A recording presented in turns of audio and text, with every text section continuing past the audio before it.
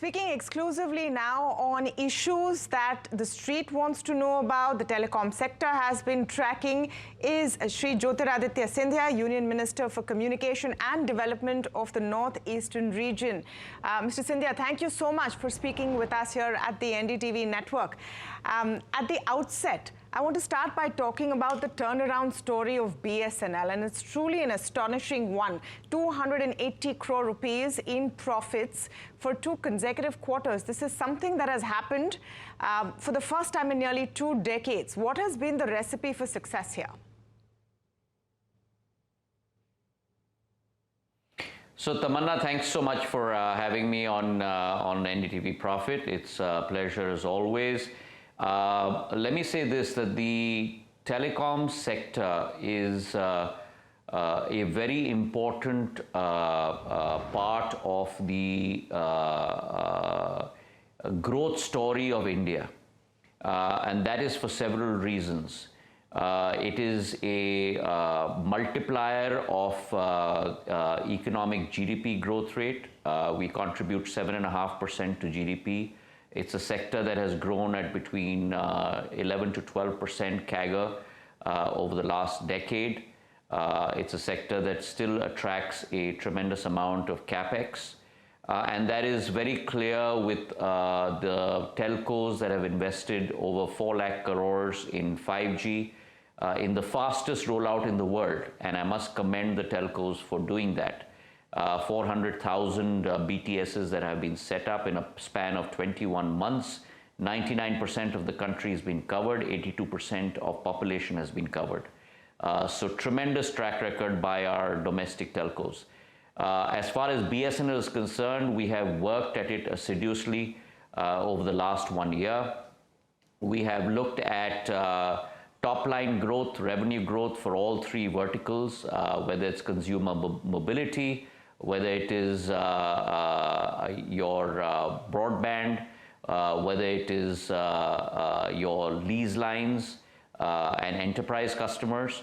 And all 3 verticals of BSNL have shown growth in FY 24-25, ranging between 9 to 11%. Combine that with a very strong monitoring on expenses and reducing expenses by about 9 to 10%, has led to a much more improved bottom line. And let me elaborate that for your viewers. In FY 23-24, we posted a loss of 5,500 crores. That loss has been brought down by 60% for the year to 2,247 crores. On the other hand, on an EBITDA basis, the EBITDA margin used to be 10.3%. That has been doubled to 20%, and our EBITDA has improved to about 5,300 crores from 2,100 crores. 2 quarters successively, net profit, Q3 262 crores and Q4 280 crores. Yes. As you mentioned rightfully, this is the first quarterly profit after 18 years. So there's been an 18 years of drought in BSNL. And after that, we've posted net profits. On a structural basis, close to 18 circles are EBITDA positive this year. Last year, 8 circles were EBITDA positive. On a net profit basis, 10 circles are net profit positive this year, compared to 3 circles being positive last year. So all in all, very heartening trajectory for BSNL. And mind you, we've seen the largest capex being promulgated this year in the history of BSNL's existence. 24,000 crores worth of capex on 4G has been executed this year. So there are many firsts in BSNL's cap for the year, but just putting a word of caution, the 24,000 crores of capex obviously will lead to a higher depreciation and amortization number for next financial year, because that's increased the asset base by quite a large sum. So in a sense, you've preempted my next question, which is, will we continue to see profitability since BSNL is simply spending more. You've also seen a bump up massively in subscriber base, if I'm not mistaken, from 10 lakh to nearly 90 lakh. What next in terms of BSNL? Will the focus be on capex? Will it be on continued profitability? Okay, we seem to have lost back, but BSNL really is the story to talk about. A lot more that we're going to be talking to the minister about as soon as we try and get him back on that line. But, you know, some of the key things that he has said is 2 consecutive quarters of profit for BSNL, and this is after a drought of 18 years. Losses on an annualized basis have also narrowed down significantly by close to 60% as far as BSNL is concerned. But what's also important to remember is that there's going to be a huge capex spend, and hopefully when we get the minister back on and we get that line cleared up, we'll be talking about the sustainability of BSNL's profitability. A few other things that we're going to be talking to Shri Jyotiraditya Scindia about, of course, is Vodafone Idea as well as Starlink as we move forward. Now, some of the other things is about BSNL and MTNL's integration that we need to speak about. How is that panning out, considering that BSNL is the crown jewel in the sense of government-run telecom companies, but what really is happening with MTNL. All right, sir, can you hear me? I can hear you. Where did the call get dropped off? I heard your complete first answer. I was coming on to my second question, which is about sustainability of BSNL's profitability, and you've preempted it in a sense, saying that yes, there will be more capex push. What next strategically? Because BSNL has also seen a huge jump in subscriber numbers. It's gone from 10 lakh to 90 lakh, if I'm not mistaken. So BSNL, yes, has posted a growth in subscriber numbers from 8.7 crores to 9.1 crores. This has also happened for the first time in its existence. We've increased by almost 45 lakhs. The number of customers. The key issue is customer retention. And I think for that, you need to push on the capex front. We are planned for the 4G network of 100,000 towers, 94,500 to be exact. We are close to installing all of those 94,000 towers, but then comes the next step, which is commissioning those towers, making sure that the SCFT is in line, which is coordination with the core software. And once that is done, then ensuring that the quality of service is maintained. And therefore, all those parameters are what we are looking at in granular detail. Once the SCFT is done, we are at roughly about 62,000 in terms of the number of towers, in terms of SCFT. So that needs to roll out quickly and then ensure quality of service.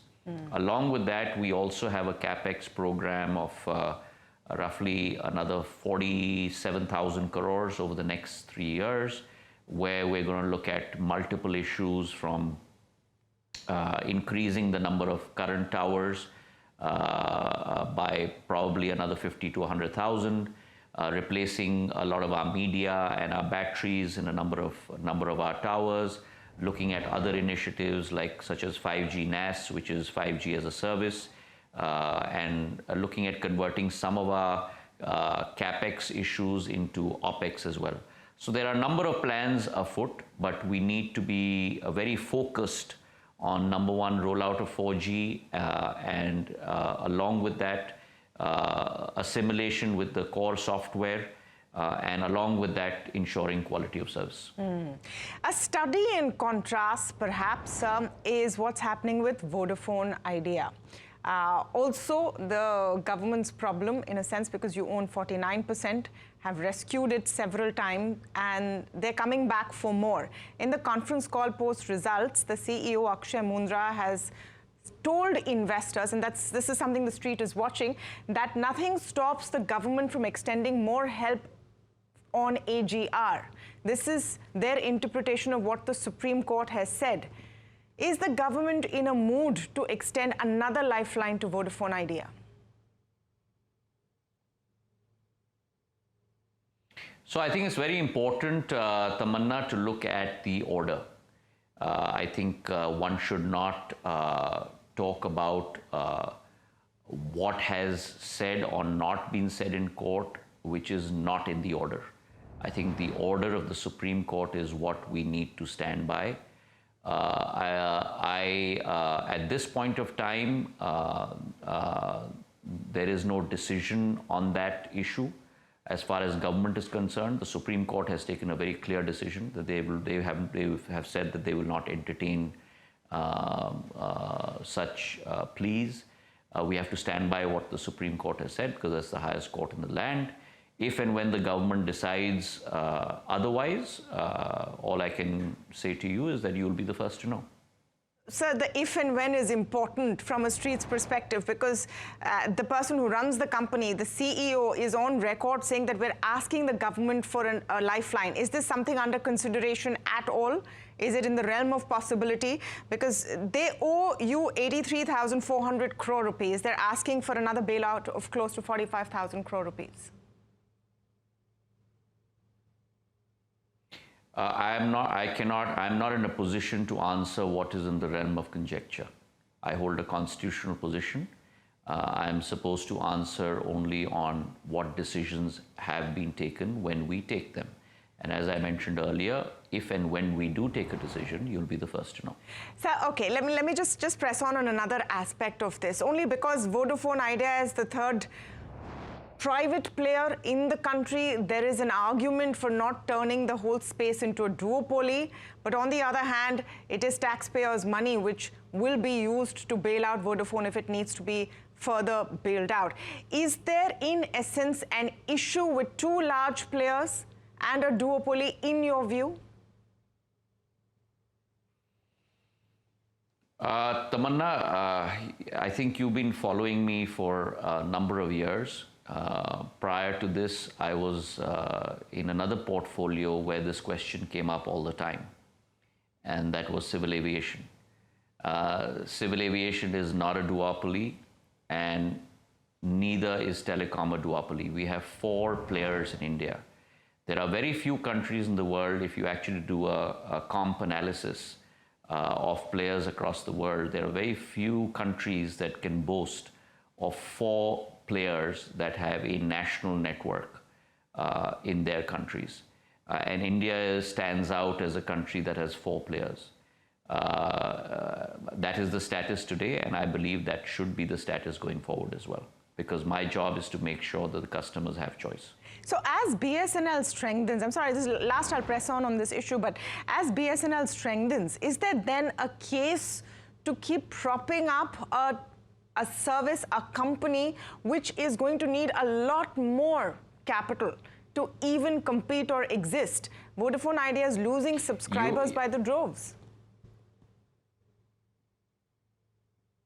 So Tamanna, you're trying to get an answer out of me by posing a question from every possible conceivable angle that you can. My answer will remain the same, that if anything changes, you will be the first to know. Okay, I'll leave it at that because that's what my job is. But I want to talk about Starlink. Thank you so much. No. Only on that bit. Please, sir. I want to talk about Starlink. That's important. Starlink, everyone's waiting to know more about the entry. Amazon's Kuiper also wants to come in. What do these products and services do for India? Let me quickly interrupt.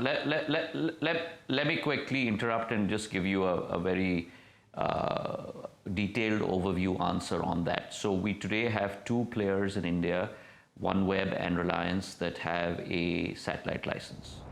They have also been given temporary limited spectrum to test out their equipment and service capability.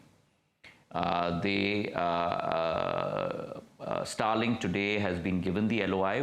What that means is that they're very close to receiving their license. I can say that on record.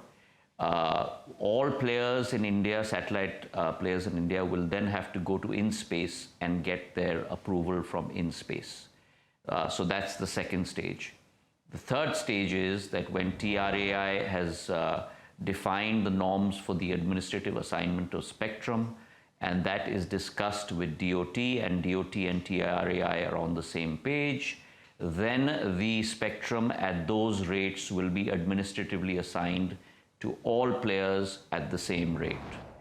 Once that is done, then all players will start offering their services. And I do hope that that will happen soon, but each step along that process has to be followed. What does Starlink bring to the table from an Indian telecom sector perspective? Of course, they want access to our markets. What's the benefit for the space? Let me say this, that I am company agnostic. I am customer centric, just like in civil aviation or in the telecom service provider space or in the ISP space or the fixed wireless access space. My job is to ensure that I provide choice to the consumer. And India is ready for SATCOM service delivery. All players across the world are welcome as long as they comply with our regulations, they check the boxes and are ready to perform business in India. All are welcome in India.